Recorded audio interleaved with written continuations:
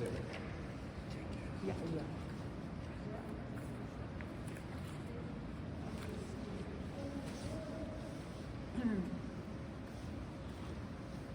Dear friends,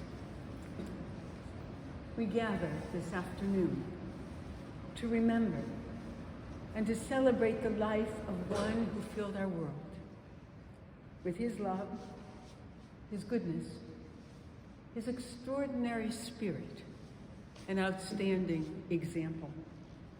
In humility and gratitude, we turn to the wisdom of our tradition for comfort, for guidance, and for understanding. Throughout the centuries, whenever our people were confused, at a loss, adrift, they returned to the wisdom of the Psalms, among which was Psalm 121, is Psalm 121. Esa'inai el heharim, I lift my eyes to the mountains. What is the source of my help? My help comes from Adonai, maker of heaven and of earth. Esa'inai el heharim, me'ayin, me'ayin, Yavo Ezri. Esa'inai el heharim, me'ayin, me'ayin, Yavo Ezri. Ezri, me'im Adonai, Osei shamayim va'aretz. Ezri, me'im Adonai, Osei shamayim va'aretz. Esa'inai el heharim, me'ayin, me'ayin, Yavo Ezri.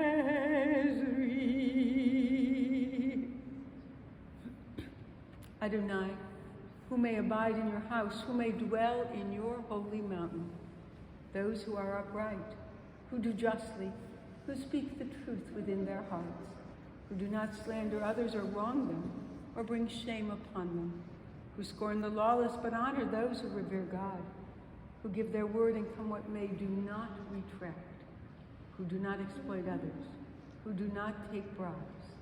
Those who live in this way shall never be shaken. For those of you for whom the 23rd Psalm is familiar, I invite you to join with me. The Lord is my shepherd, I shall not want. He maketh me to lie down in green pastures. He leadeth me beside the still waters. He restoreth my soul. He guideth me in straight paths for his name's sake. Yea, though I walk through the valley of the shadow of death, I will fear no evil, for thou art with me. Thy rod and thy staff, they comfort me. Thou preparest a table before me in the presence of mine enemies. Thou hast anointed my head with oil. My cup runneth over. Surely goodness and mercy shall follow me all the days of my life, and I shall dwell in the house of the Lord forever. When I die, remember me with a smile and laughter. If thoughts of me provoke no love, only sadness and tears, I ask that I be soon forgotten. Give what's left of me away to children and old ones who wait to die, and if you must cry, cry for your brother or sister who walks in grief beside you. And when you need me, put your arms around anyone and give them what you need to give to me. You can love me most by letting love live within the circle of your arms, embracing the frightened ones. Love doesn't die. People do. So when all that's left of me is love, give me away.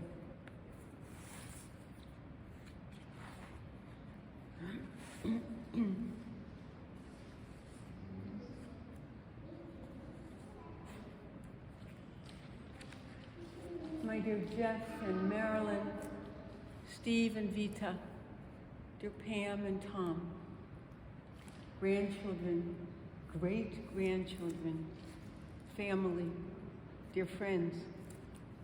Tonight, all over the world, Jews will join in lighting the first candle of Hanukkah.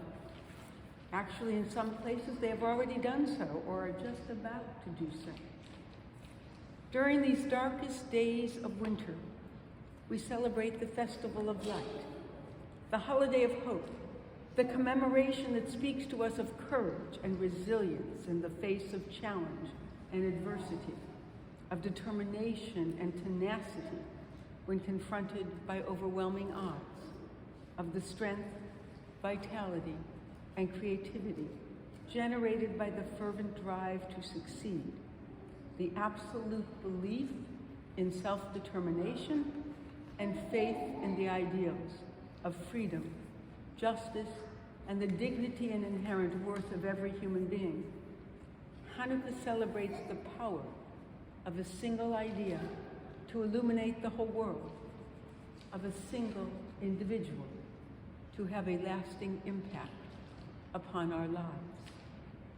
Marvin Bilsky was a glowing source of light in his work, in his Yiddishkeit, in his family, in his relationships, in his life. He seemed to burst with energy and creativity to ignite possibilities of invention, of innovation, of initiative, to dazzle with his facility, flexibility, and ability to rise again and again like a phoenix from the ashes. He had his share of dark moments. He was a teenager during the hardest years of the Depression when, as he later told his future father-in-law, some people had to work for a living. He knew dizzying heights of success, often followed by periods of abject failure. His life was that of a complex individual, a person of contrast and contradictions, of light and dark, of generosity and restraint, of indulgence and restriction, of the kind gesture and the sometimes harsh response. His light was not always benign. He could ignite in anger as well as glow with pride. He could demonstrate a short fuse as well as the enduring warmth of love and devotion. In his multifaceted way, he was a human dynamo, a ball of fire, a force of nature that came bounding into this world as the third of Sam and Julia Bilsky's children, of whom Harold was the eldest, Leo, also known as Maish, which confused great-nephew Ryan as to the identity of Uncle Leo and Uncle Maish, who seemed to look exactly alike. He was the middle child, and Marvin was the youngest.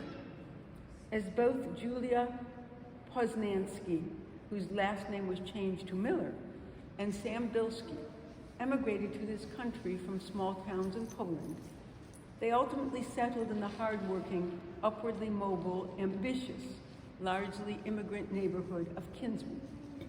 The Bilsky Bakery, in fact, was located at 117th Street in Kinsman.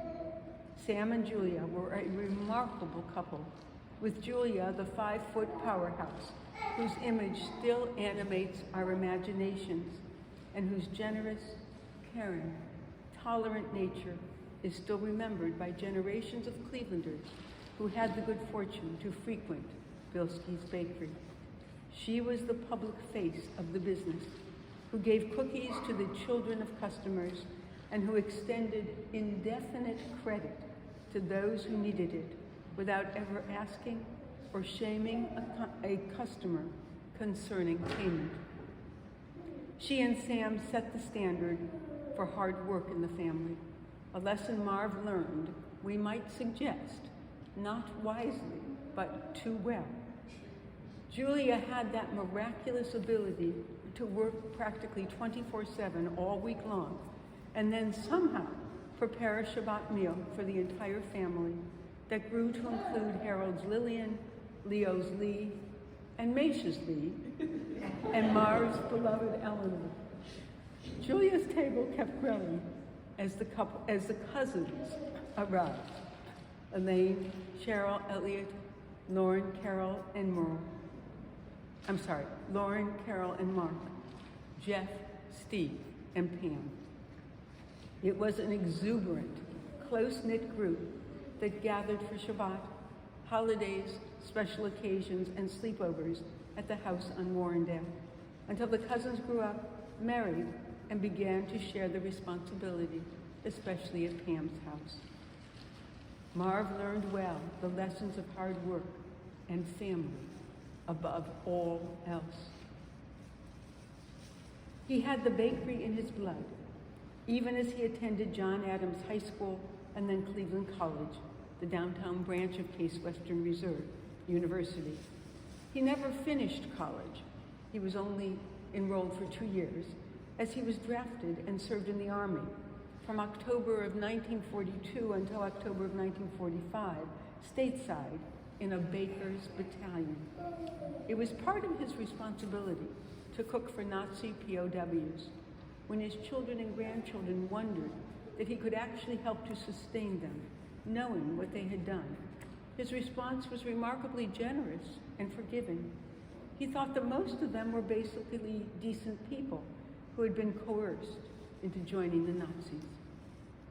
In his usual dynamic way, in addition to his primary responsibilities in the kitchen and mess tent, he found time to work the movie projector and to teach judo, one of his few forays into sports, in the course of which he suffered an injury, which qualified him for injured veterans' benefits. Marv returned from the Army, filled with the optimistic glow of his enterprising spirit, his ambition, resourcefulness, and creativity that characterized him and his life's trajectory. While the bakery was always beckoning, a brief detour to California for 2 months with Eleanor for their honeymoon, a honeymoon he would have extended indefinitely if she hadn't insisted they return to Cleveland, brought him back with the plan to found the Marvin Display Company.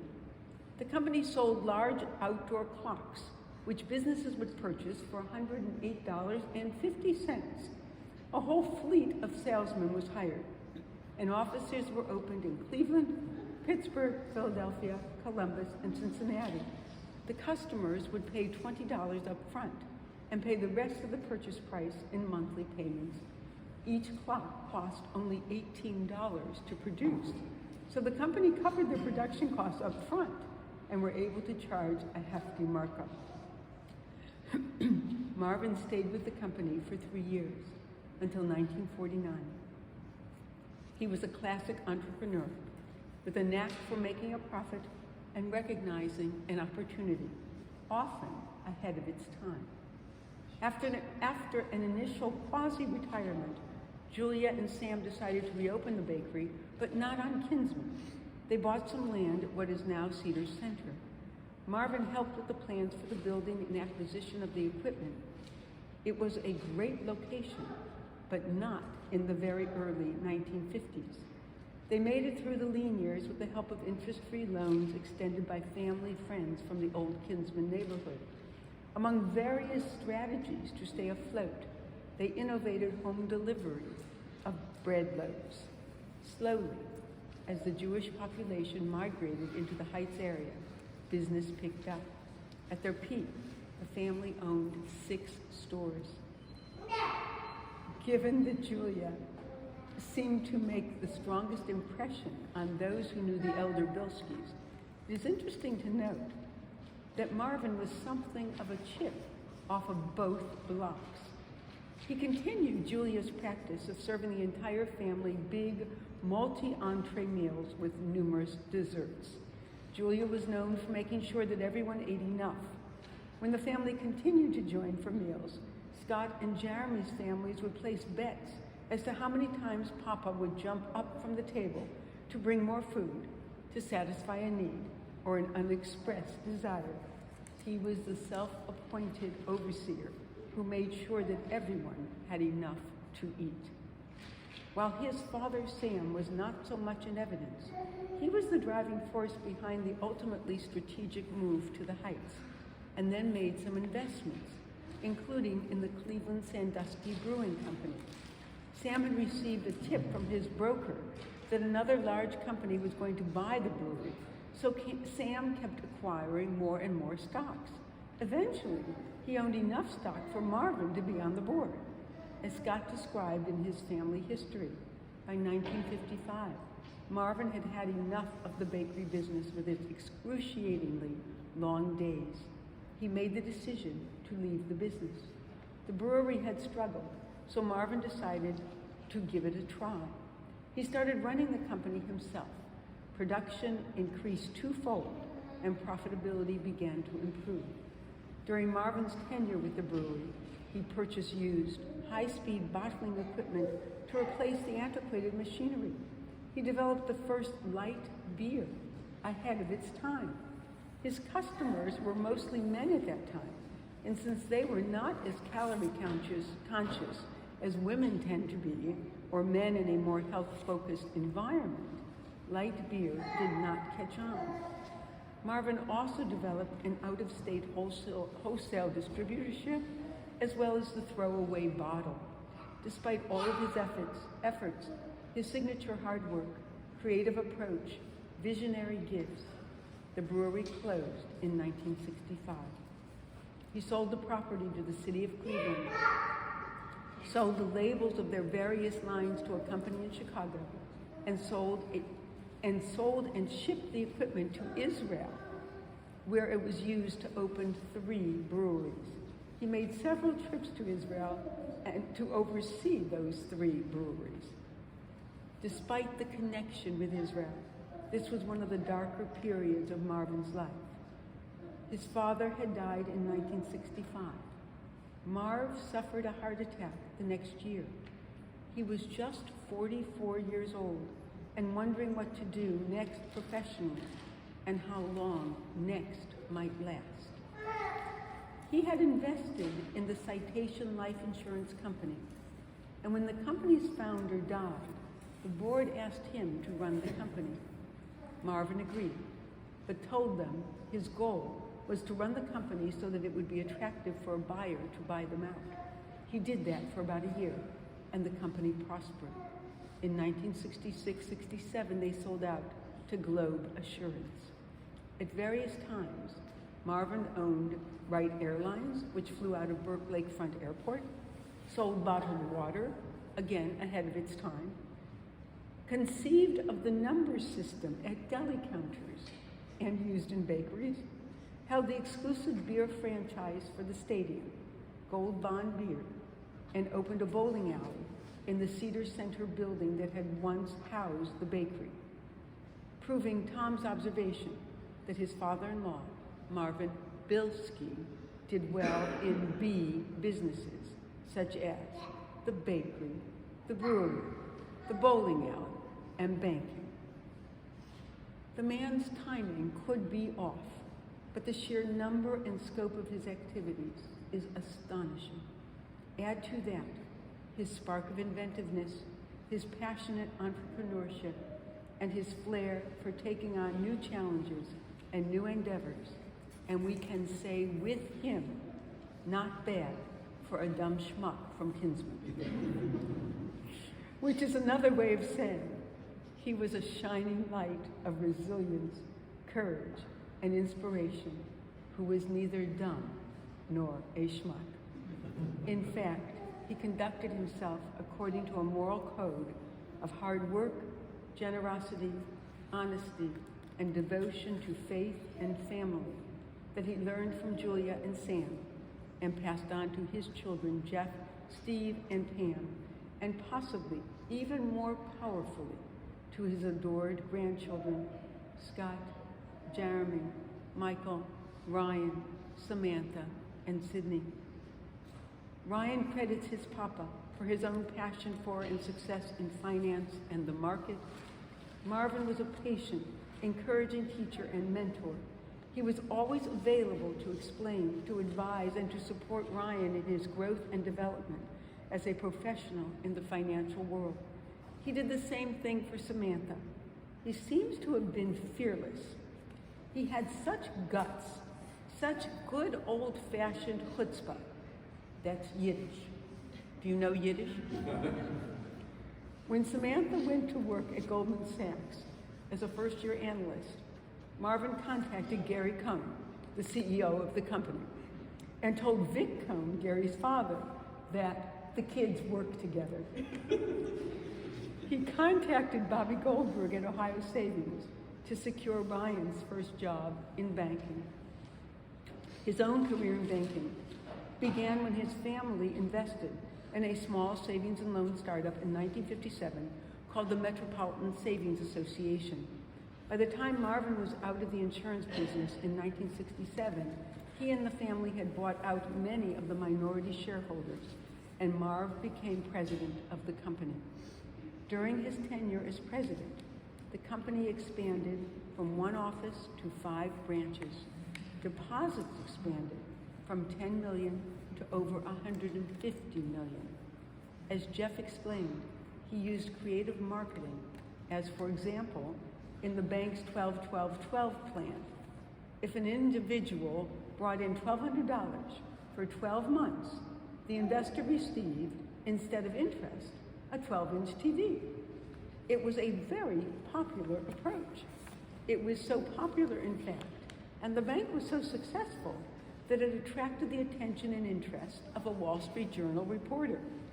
Marv used his knowledge from his bakery and brewery experiences to manage the bank differently than other similar institutions.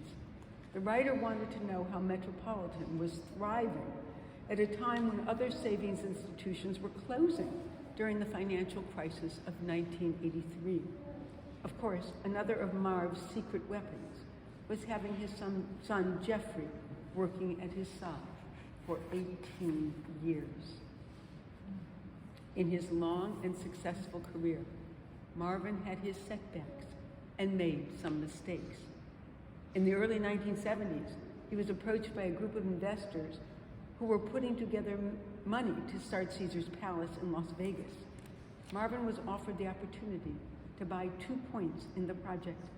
He discussed the opportunity with Eleanor, who thought that he should do it, but Marvin just couldn't get comfortable with the idea. He enjoyed Las Vegas, but there were some questionable investors in this project, and he didn't think it looked good for a bank president to be investing in a casino.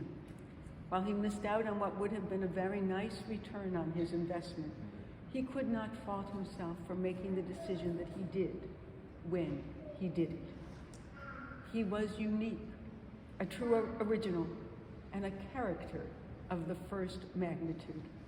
He could be irascible and unreasonable, demanding and finicky, but he could be the most loving, caring, devoted, and committed advocate and booster.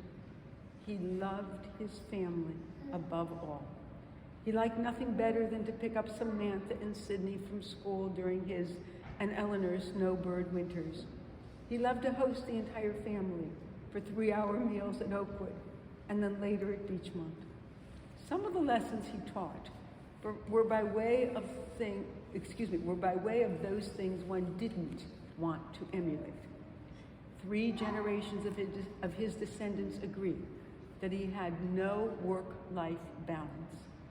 When Jeff, Steve, and Pam were growing up, they rarely saw him, as he was always working. Given that Eleanor was a fairly permissive, laissez-faire mother, who, according to family lore, didn't even know that Steve was missing for a couple of days. It is a true miracle that Jeff, Steve, and Pam became the outstanding people that they are, and perhaps emulating the example of their parents, found extraordinary partners in Marilyn, Vita, and Tom. The spouses, in turn, found in Marv a wonderful father-in-law. Marvin avidly followed the growth of all of their children and grandchildren. The grandchildren have fond memories of summers at Hiram House, of the pool at Oakwood and holiday dinners at either Oakwood or Beachmont. When Pam and Tom became engaged, they were on a mountaintop in Aspen and called home with the happy news. Marvin's classic response was, "Are you going to come off the mountain?" 32 years later, when Samantha and Nathan became engaged on the same mountaintop, Marvin again replied, "Are you going to come off the mountaintop?" He himself wasn't good at coming off the mountain, at being retired. He had no hobbies. He never went outside to enjoy nature and the beauty of our world. He watched the ticker tape on CNBC for hours every day, and when asked how he was, would respond to the effect that Microsoft is down 3 points. But he avidly followed and knew the names and relationships of every one of his grandchildren and great-grandchildren, as Scott married Amy and brought Sam and Justin into this world, as Jeremy married Melissa and had Layla, who created the "I can't keep calm, I'm a Bilsky" t-shirt, and whose cookies prompted Papa to suggest that they reopen the Bilsky Bakery, and Campbell, who completes the Jeff and Marilyn Bilsky clan. Marvin knew that Steve and Vita's eldest, Michael, lives in Tennessee, and that Ryan and Shannon have Hannah, Abigail, Julia, and William. Marvin was well aware that Pam and Tom's family included Samantha and Nathan Hovey, and Sydney Julia is an antitrust attorney in New York City. He was inordinately proud and deeply grateful for every one of his descendants and could never quite believe the legacy he had created. He knew every single one of you, the shining lights, the true shining lights of his life, until he drew his very last breath and gloried in your presence here just 2 weeks ago to celebrate his 101 years, a milestone he could hardly believe. Nor could he truly digest how blessed he was with all of the gifts his longevity had brought him, including his good health, proof positive that exercise and healthy eating have nothing to do with longevity. But perhaps family does. And at the center of his family, the pure light at the center of his existence was Eleanor. He may not have fully appreciated the radiance of her presence the first time they met in November of 1941 on a blind date when she was still in high school and he was a student at Cleveland College. He was drafted not long after, but he kept coming back home on breaks to see her and maintained an ongoing relationship as she went to school in Boston. Their backgrounds were very different. She came from a life of ease and privilege. He came from an Eastern European background. He embodied the values of hard work, ambition, resourcefulness, and an enterprising spirit. They were married on January 1st, 1946, in a wedding with 800 guests. And for an all too brief 72 years, they walked hand in hand with strength, commitment, devotion, and enduring love for each other and the family they created together. They traveled to Europe, Israel, and France, where they visited a branch of the Bilsky family that had settled there after leaving Eastern Europe. But Marvin was perfectly happy, living his whole life within 7 miles of his birthplace, as long as he was with her. They reminded their grandchildren of the TV Constanzas, or Archie and Edith Bunker of All in the Family, or of the couple vignettes at the end of When Harry Met Sally. They were, of course, uniquely themselves, and radiant examples for all of their loved ones to emulate.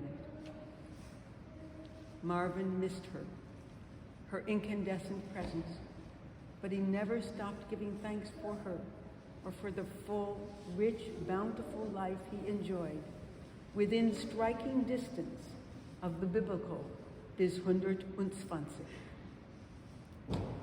Zichrono livracha. May the memory of this beacon of love and devotion, of worldly success and eternal values, of devotion to family and faith, always be a shining light of inspiration as we say, Amen. I call now on grandsons Scott and Jeremy Bilsky to share their reflections with us.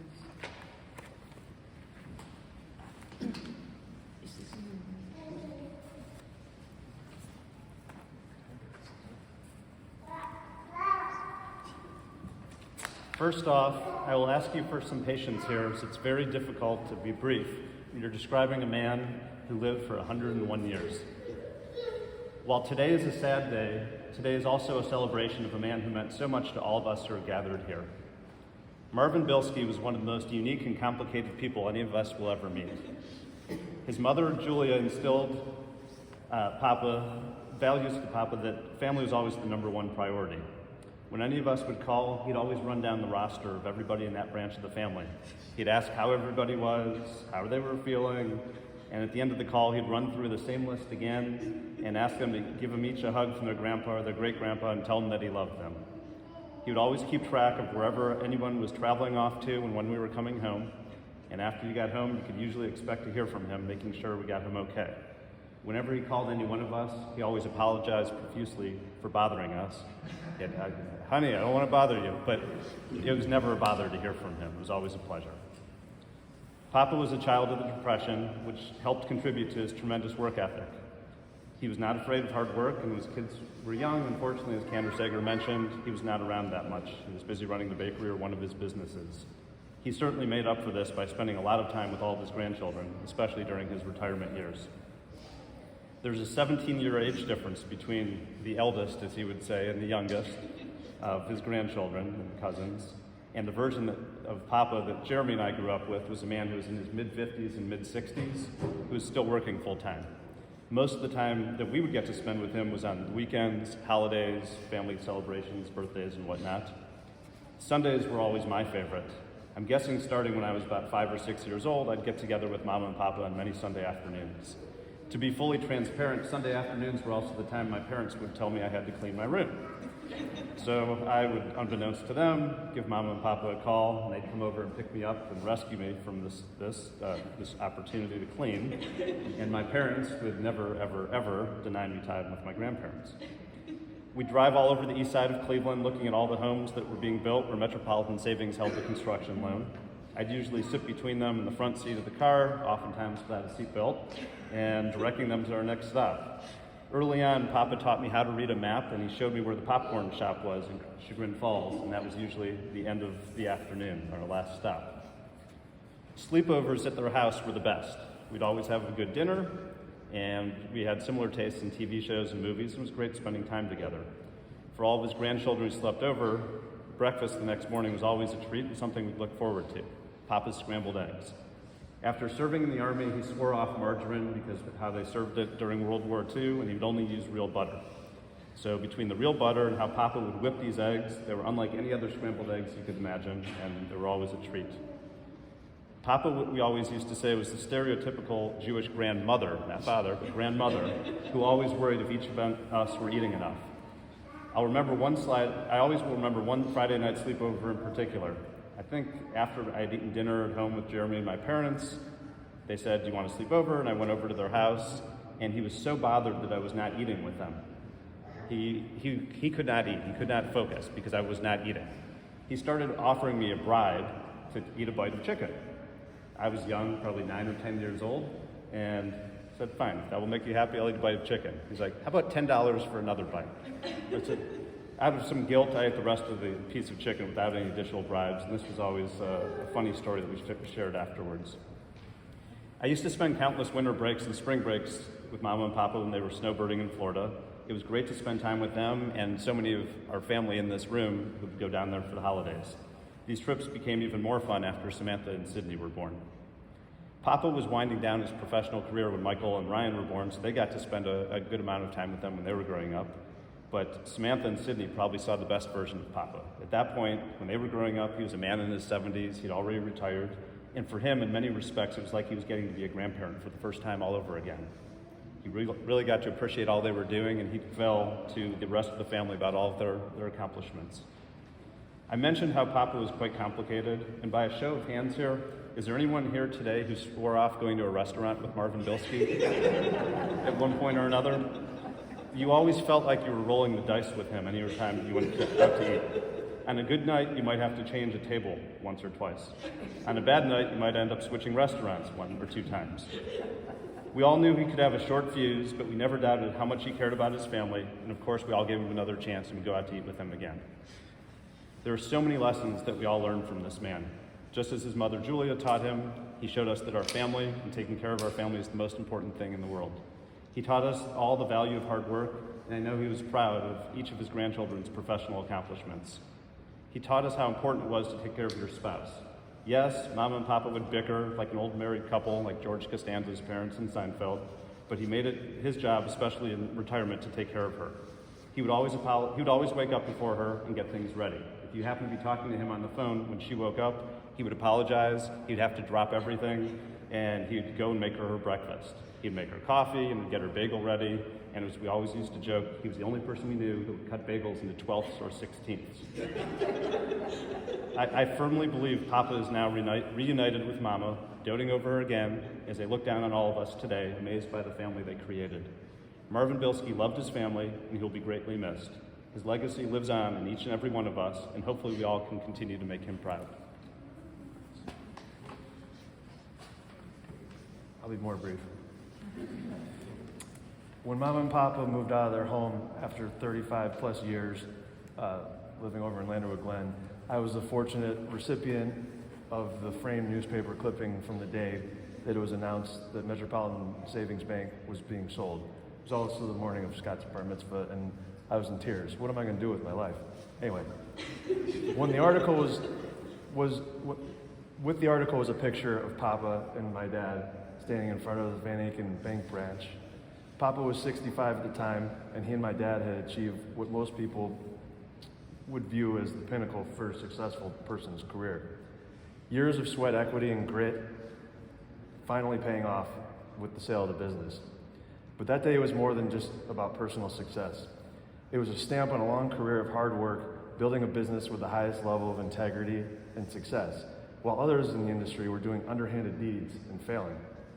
Through Papa's entire career and culminating with the sale of the bank, the Bilsky name stood for integrity and honor, just as it did when Papa's parents ran the Bilsky Bakery and many other business ventures in between that you just had a chance to hear about. Fast forward to life after the bank and beyond. What was this man to do? As his great-grandchildren can attest, and even as his grandchildren and great-grandchildren can even attest to, he became an even more dedicated patriarch to our family and provider to Mama, perhaps getting carried away a little bit at times. But one of his North Stars remained his pride in our family, along with the legacy he helped to create and perpetuate. He was always ready to brag about how successful his offspring had become, and always remarking on them doing it the right way with, I'm not trying to shout, with honesty and integrity, in case you couldn't hear. You could hear just fine. Those sentiments were amplified, not just with the volume of his voice, but especially the last few years, virtually every time I talked to him. As Scott just said, he would run down the family roster, telling me how Samantha's running Goldman Sachs and Ryan's taking over the banking industry, and everybody. He had something to say about everyone.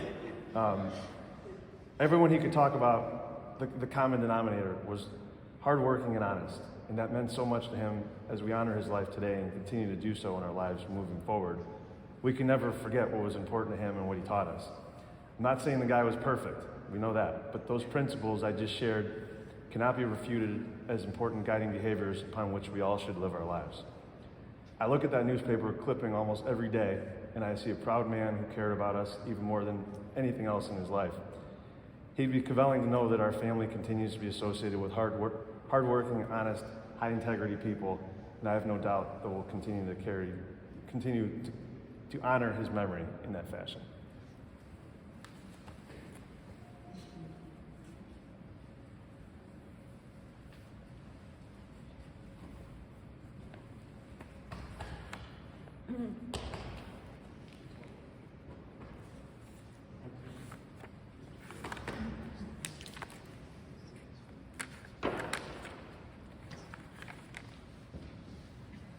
Thank you both for those beautiful recollections of your very special Papa.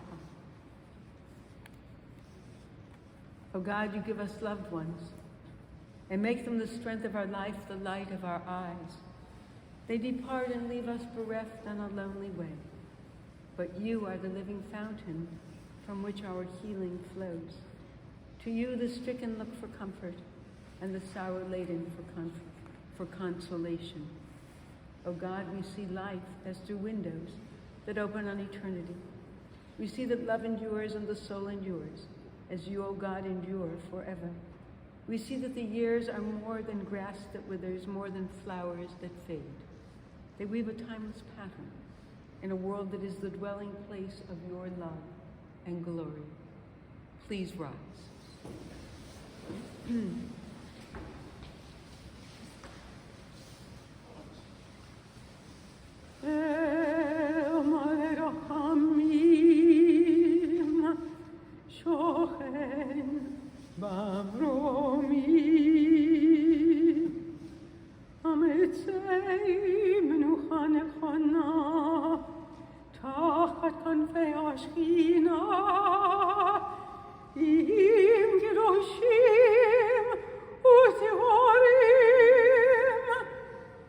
Excuse me.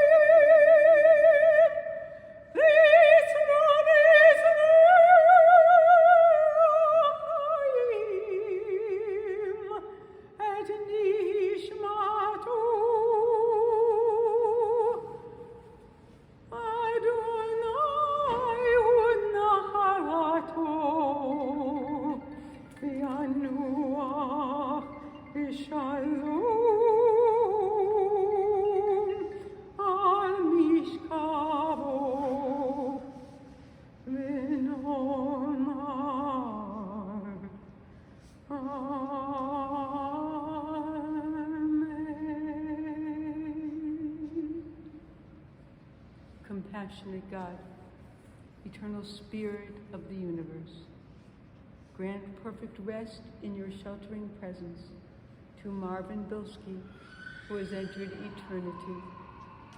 O God of mercy, let him find refuge in your eternal presence, and let his soul be bound up in the bond of everlasting life. God is his inheritance. May he rest in peace, and let us say, Amen.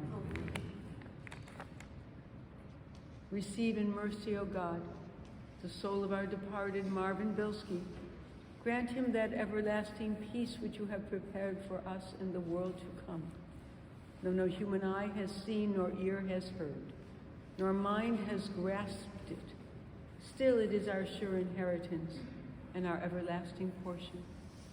O God, help us to understand that grief and love go hand in hand, that the pain which loss inflicts is the measure of a love stronger than death, that we cry in the anguish of our hearts.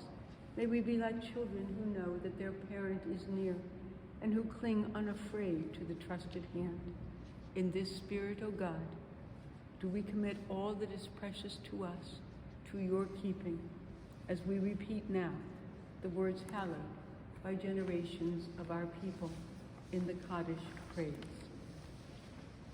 Yitkadal v'yitkadash shemei rabbah v'amad yivrach yidutei v'yamlich malchutei v'chayechon v'yomechon v'chayei d'chol beit Yisrael v'agalav v'zman kari v'yimru. Amen. Yehei shemei rabbah mevorach le'olam olamei almaya Yitbarach v'yishtabach, v'yitpa'ar v'yitramam v'yitnaseh, v'yitadar v'yitaleh v'yitalal, shemei d'kudishah, Brichu, Le'ela, Min Kol Birchata V'Shirata, Tushbachata V'Nechemata, Da'amiran Ba'alma, V'Imru, Amen.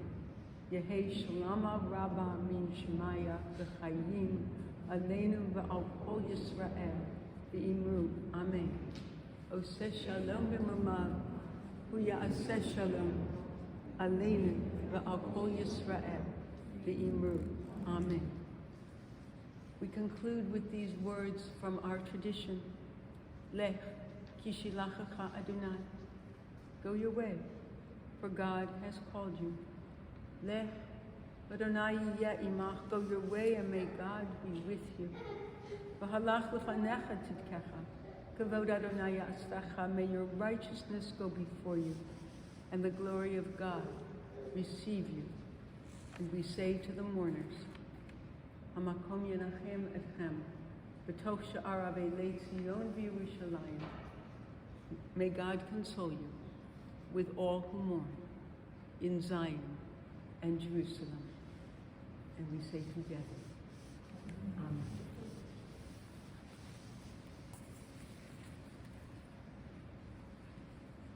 This concludes our service. In the Peter with Father, we're going to ask family and friends to give the record